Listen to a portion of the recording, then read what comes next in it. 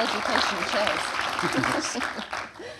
Ladies and gentlemen, good evening. I'm absolutely delighted to be here to talk to Nick. The obvious kind of question is, you're a very successful novelist, essayist, you've written in all sorts of other ways. Why would you bother with all the complications and the collaboration and the disappointment and the endless development that writing for the screen entails? Next year I will be celebrating my 25th year of sitting on my own in a room, which I'll probably celebrate with a flapjack and an espresso and a look at the Guardian crossword, same as every other day. I felt a few years ago that something had to change if I was going to keep writing rather than going on endless committees and literary festivals and just doing something to find some company somewhere. And films are nothing if not companionable. There are many other people involved, and even though it still comes down to sitting on your own in a room writing for most of it, you work with very talented people, and then you, if you're lucky, get to have some fun when the film comes out as well. A friend of mine who's an artist, I saw him one day and I said, "How was your day?" And he said, "Oh, you know, genius wanker." And I couldn't believe that someone else understood the way that I spend my days, which is, and of course the genius part lasts for about 5 minutes, and the latter tends to last a lot longer in the course of a day. And there are two things with films, I think, that help with that. One is that when you get to a certain point in your novelistic career, unless you really, really screw up badly, the book's going to come out. And it's just you, and you don't particularly know how to judge it. And I guess the genius wanker thing then comes into overdrive. You'll read a review that says you're a genius and you'll believe it, and then read one that says the opposite and you'll believe that, but for much longer. But with a screenplay, there are all these hurdles to jump over which seem to have some kind of objectivity to them. Of course, films don't always work out, but if you've written a screenplay that attracts the interest of a producer and then attracts the interest of a cast and a director, and then finally, and the biggest thing, some money to make the film, then you feel, I think, as if you've proved something to yourself, at least, by that point. And it doesn't matter who you are as a writer. They are not going to fund you on the back of your name. They fund you on the basis of the director and the cast, but not the writer. So the screenplay has to work. And I enjoy that, even though it is depressing and it takes a long time. I enjoy the jumping over hurdles. And the other thing from that is that I find it very difficult to take pride in my work that I've done by myself.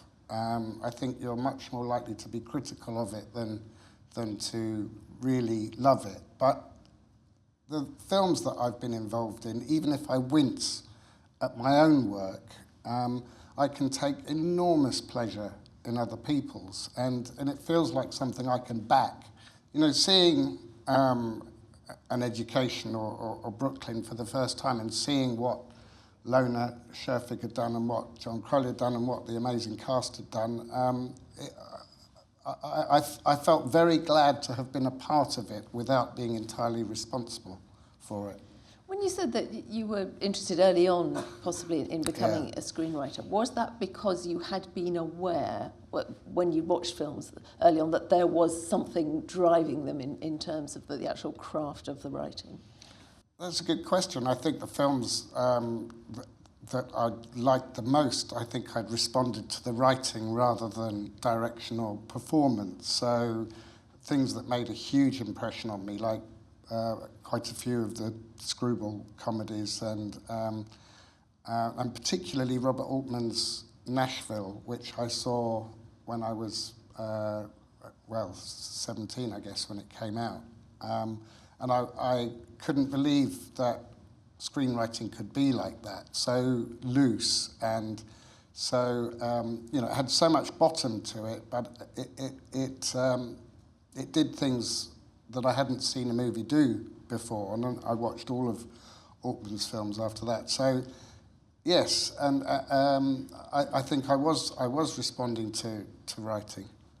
Because your first screenplay was actually from one of your own books, which is for Fever Pitch. So did you approach that in the way that you sort of analysed what you were going to do in terms of the craft, or were you thinking, first of all, this is my book and this is the way I'd like it to come over? Fever Pitch sort of happened, it felt to me, accidentally. When the book came out, I was approached by a young director who was working for The Late Show, and I got very excited because he said he wanted to do something about the book for The Late Show, and that seemed enormous to me. The book hadn't yet come out.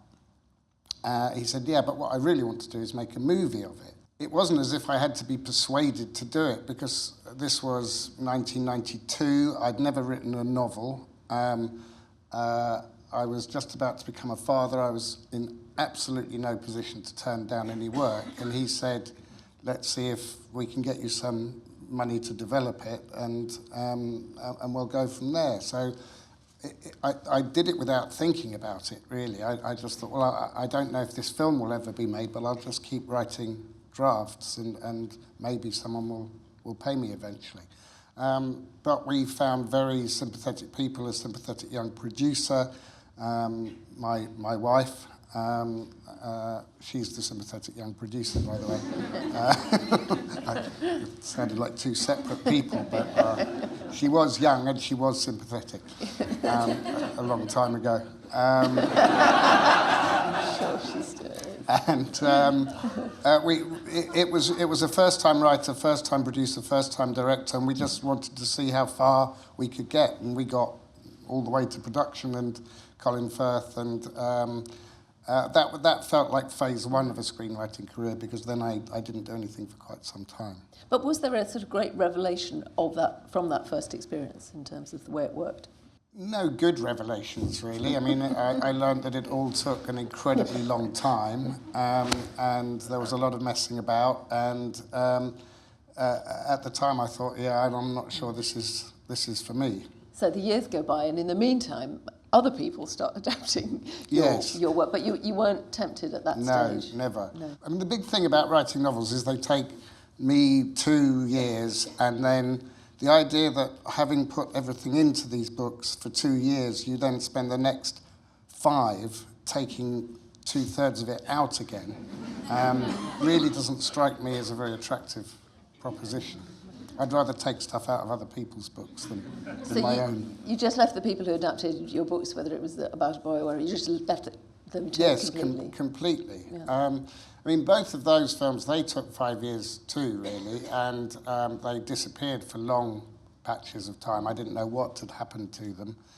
The very strange breakthrough with High Fidelity, or it was when I knew that it might happen, I used to work on Highbury Hill, which is the road that leads down to Arsenal Tube Station, and right next to the tube station there's a kiosk that sold cigarettes and newspapers. I used to buy my cigarettes and newspapers off this guy who was an Arsenal fan. We used to talk, and one day he said, oh, this bloke wants you to phone him, and he gave me a piece of paper, and on the paper it said Stephen Frears, 227 something something something, and that was how I knew that Stephen Frears was going to make High Fidelity.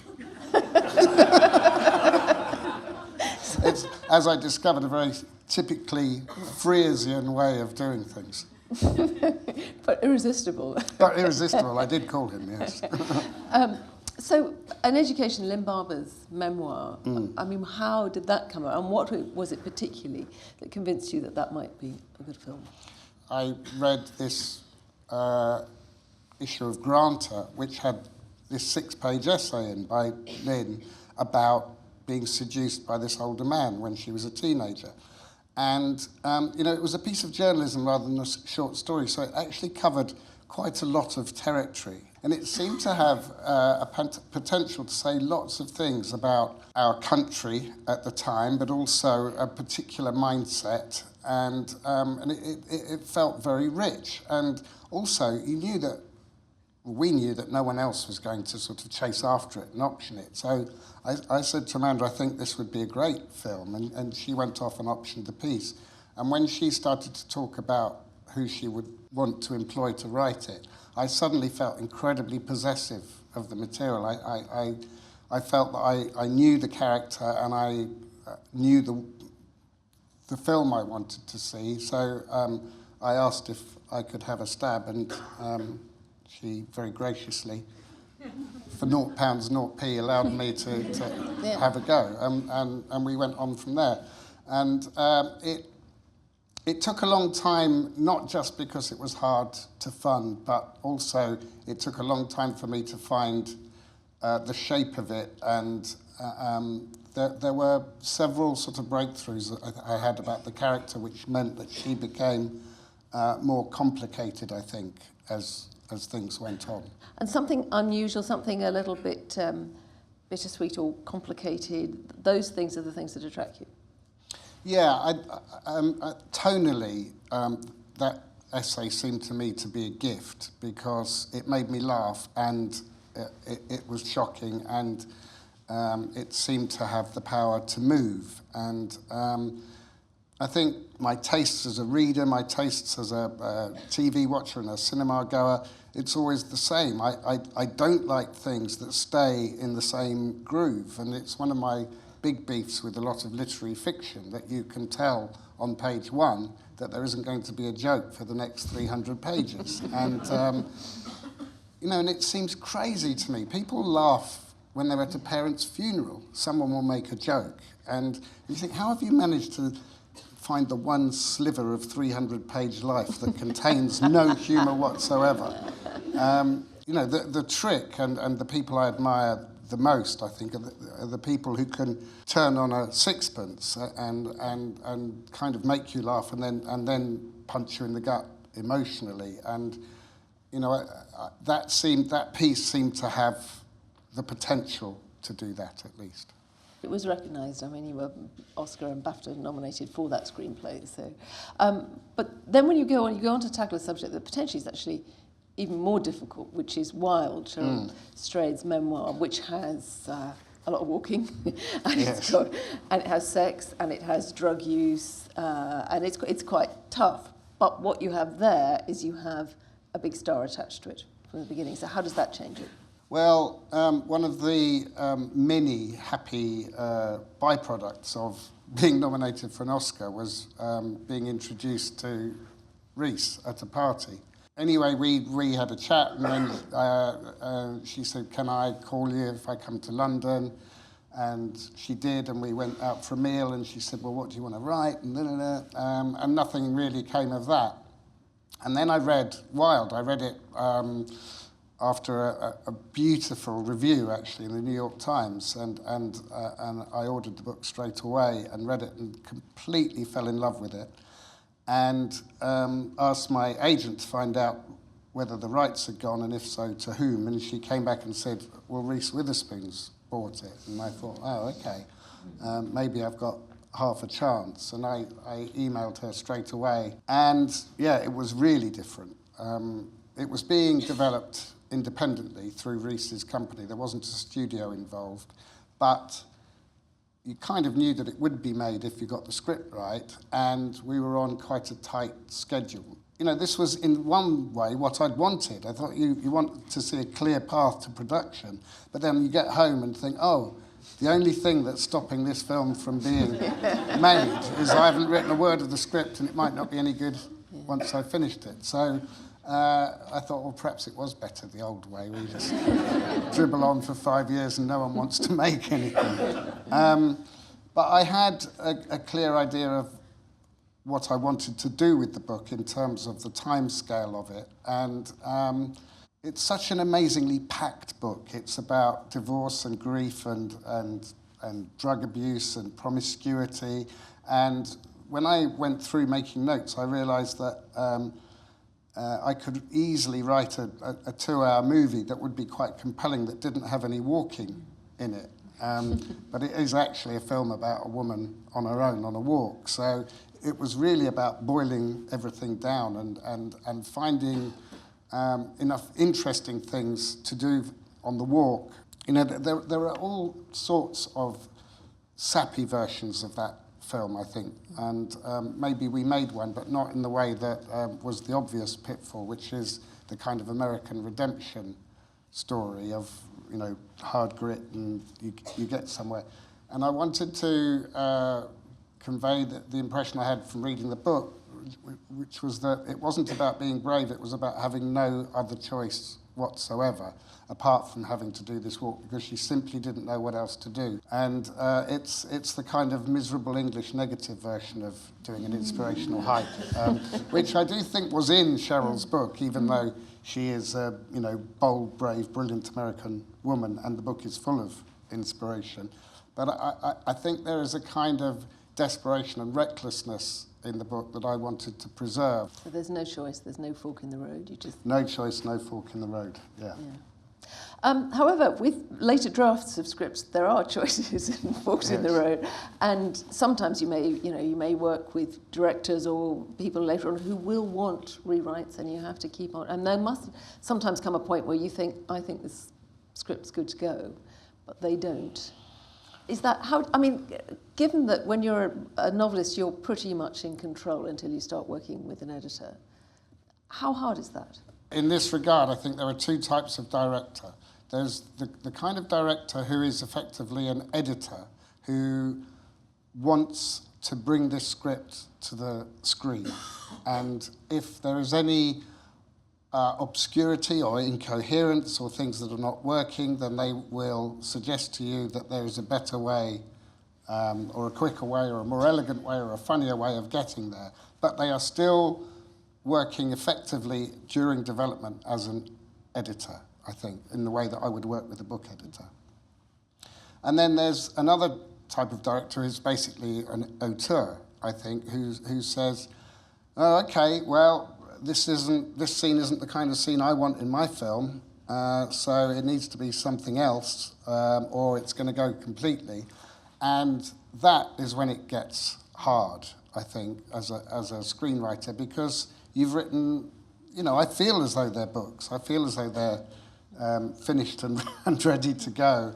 And Wild was the hardest in terms of the development process, because Jean-Marc is much more of an auteur than anyone I've worked with before. So that, yeah. And once production actually starts, are you on set? Do you make changes there, or are you down the end of a phone if they need to? I've been asked to make changes. I don't go to the set. People usually seem very disappointed to see you there. So, you know, I've usually paid a polite visit and then got out. I mean, as probably everyone in this room knows, it is staggeringly boring on a film set. And I couldn't pick up, the first time I went when Fever Pitch was being made, I couldn't pick up the rhythm of work at all, because nobody seemed to be doing anything, because they were moving lights around and they were fiddling and faddling. And, you know, when you think that 2 or 3 minutes a day is regarded as a stonking day's work in film, I think I'd rather do a 14-hour writing day and maybe write half a script than watch people move lights around.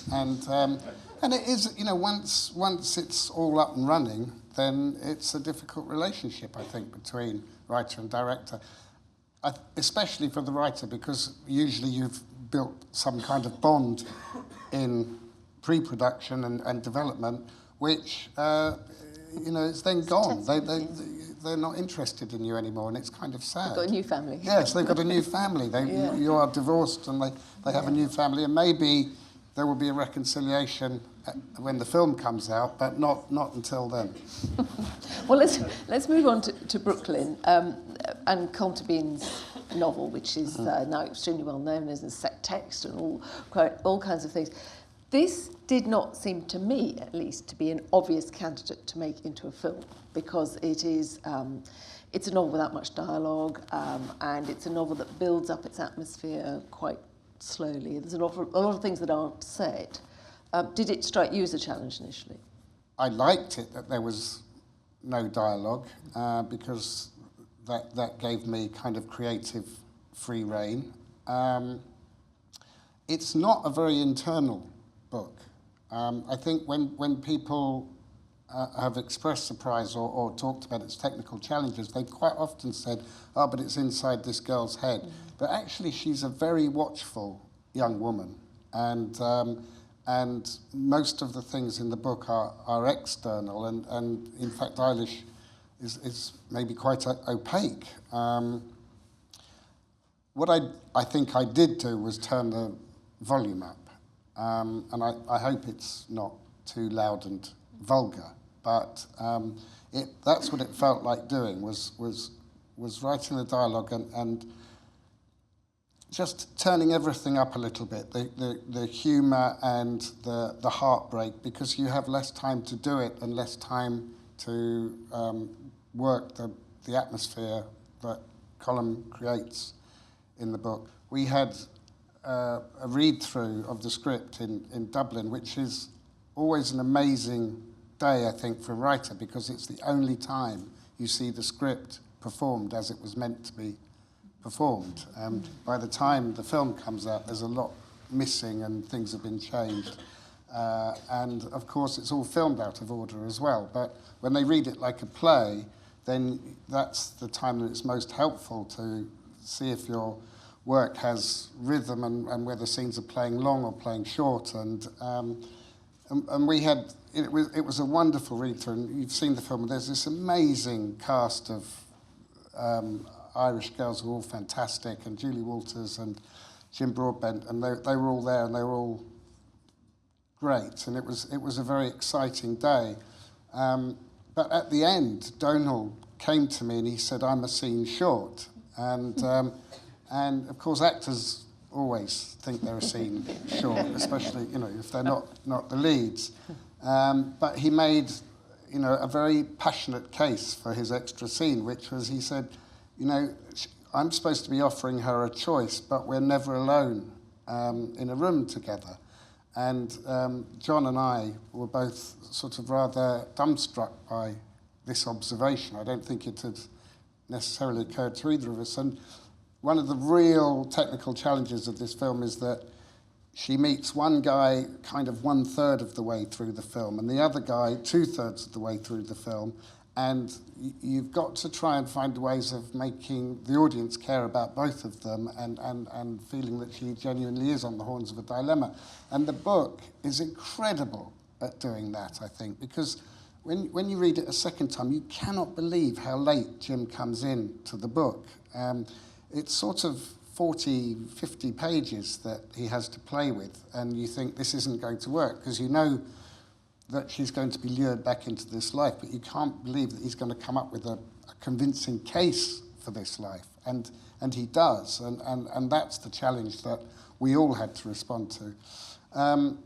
So Donal said he needs a scene where he's on his own with her, and I thought that's completely fair enough. And we were in this production office in Dublin, and I went upstairs and I borrowed somebody's computer, and I wrote the scene in probably 30 minutes and said to John about something like this, and this mirrors the scene that she has with Tony at the beginning. He said, well, I'll try it. And then he came back and he said, Saoirse and Donal like it, and they want to try it. And they did it. And I can't believe that it survived into the film. Not that there's anything wrong with it, but it kind of drives you mad that you spend 4 years writing the rest of it and half an hour writing a scene that's sort of gone through intact. But that, all, of course, all comes from having thought about these characters on and off for 4 years and from Donal's input. And that's the real beauty of film as collaboration, where these very fine actors have observed from their perspective what is wrong with your script and have given suggestions as to how to improve it. And if you don't listen to that, I think you're mad. The thing that keeps coming back all the way through this is the status of the screenwriter.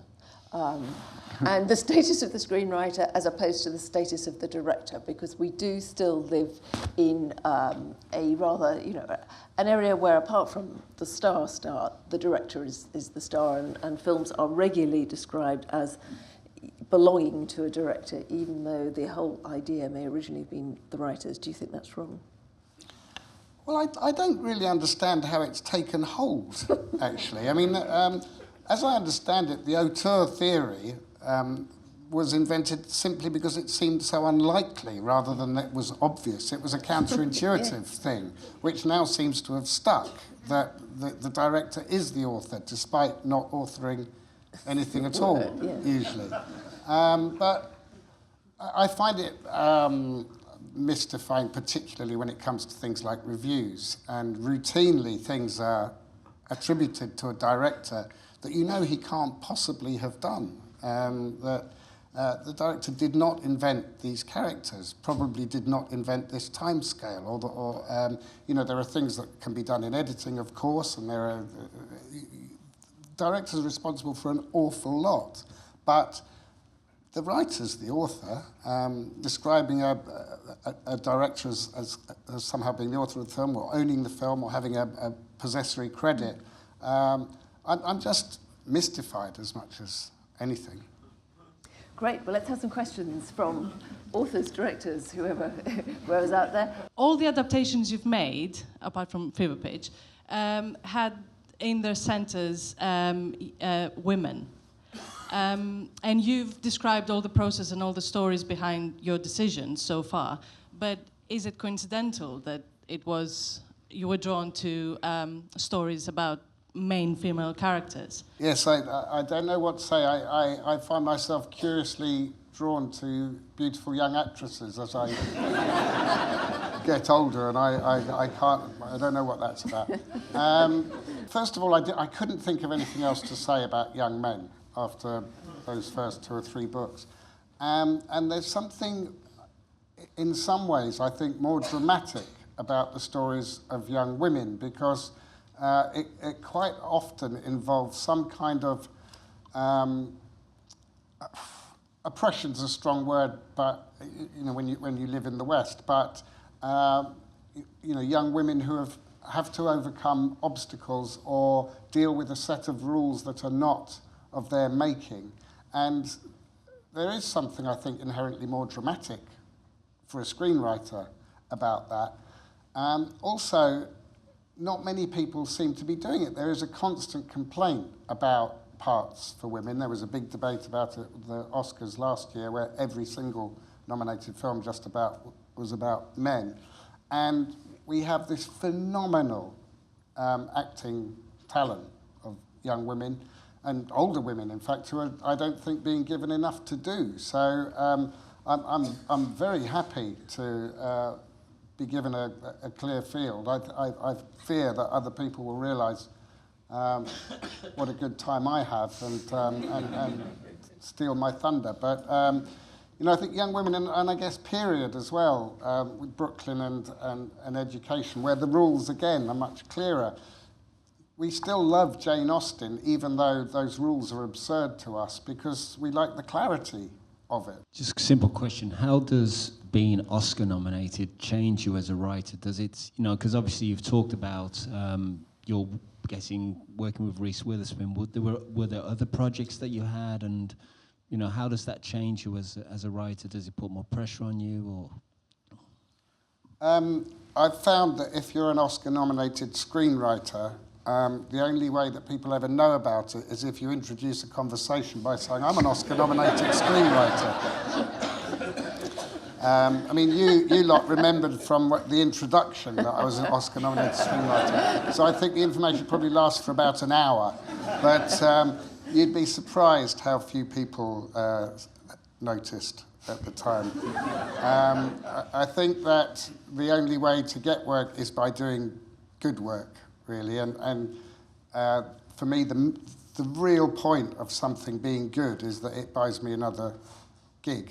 Not because of the money, but because that's what I want to do. And the better the work you've done, the better the jobs you're going to be offered. So, to be fair, once I had got the Oscar nomination, then the offers were a lot more frequent, I guess, but most of it's rubbish, so it doesn't really make any difference. I wouldn't touch most of it in 1,000 years. And like really bad. You can't believe how bad most of the projects out there are, and then you realise what fills up multiplexes. We are just about out of time. I've just got one final question for you, which is about original screenplays as opposed to adaptations, because we've been talking about adaptations, and indeed, if you look at most of the films, they are, even if it's from, a magazine article. Do you regret the fact that there are so few original screenplays? The note of caution, actually, is to say that most people don't know that there were books in the first place. This is quite a rarefied audience, and you're a very well-read person. But even something like Brooklyn, which we think of as being a hit book, nobody's ever heard of it, and nobody knows who wrote it. I once had an argument with a woman on a plane about whether I'd written High Fidelity or not. It was a very embarrassing and unfortunate argument, but I started talking to her, and we started talking about films, and she said her favourite film was High Fidelity. And I said, oh, that's funny, I wrote the book. And she said, no, it wasn't a book. And I said, well, it actually was, and I really did write it. And she said, I've watched that movie so many times, if that was a book, it would have said at the end, and I would have seen it. And I said, well, I think it does say somewhere that it was. No, she wouldn't have it. We sort of, she just fell into a rather grumpy silence, and we didn't speak to each other again. So it's only a certain section of the population that cares that there are so few original screenplays, I think. And then, of course, we see, rather inexplicably, the books then go into the bestseller list when people have seen the films, which isn't the way that a lot of us want to do things, but that's what happens. I love doing adaptations because I think there comes a point in your career when you maybe get sick of who you are, and however many different ideas you try and come up with, and however different I try and make the books, I am me, and I have my voice, and I have my concerns and my style. And if I'm given something like Wild, I think I could never have written this book in a million years. I'm not a woman, I've never been on a hike. But I can use whatever skills I have as a dramatist, and I can access this material. And I've started to think of it a bit like the end of The Truman Show, where Jim Carrey bumps up against the sky. And I feel, as I get older, I'm constantly bumping up against the inside of my skull. I think, oh, I've got this isn't you, this is it's me again, So it feels fresh to do Brooklyn, to do Wild, to do an education. Well, thank you very much for your questions, but most of all, for your insights, Nick Hornby. Thank you very much. And I hadn't learned the lesson that if you've got a reputation for a second of doing quality stuff, you've got to keep the quality up. And so I let the quality sink. And I had to have another boost, for weddings to make everything whatsoever. He said children are just people who simply haven't lived as long as we have. So there's no need or reason to talk down to them as though they are from another planet.